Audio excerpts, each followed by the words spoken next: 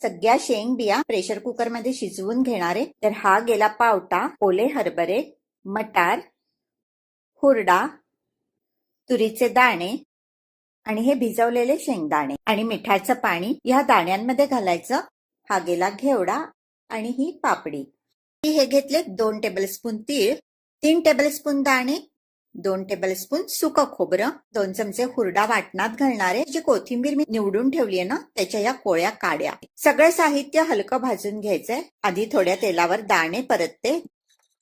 Gas बारीक करून तीळ घातले होते आणि तीळ चटचट वाजल्यानंतर गॅस बंद करून खोबरं घातलंय. आणि आता भाजून घेते हुरडा आणि ह्या गेल्या कोथिंबीरीच्या काड्या आणि दाणे तीळ खोबऱ्याबरोबर अगदी बारीक पेस्ट वाटायची.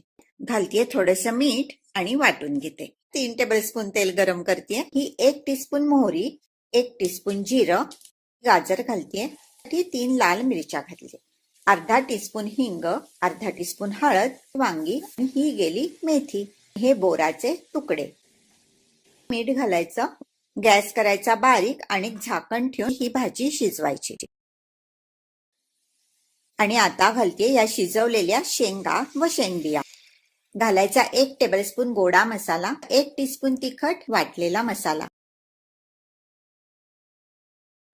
कपभर पाणी मिक्सरमध्ये घालून मसाला काढून घेतलाय आणि हे अजून 1 कप पाणी.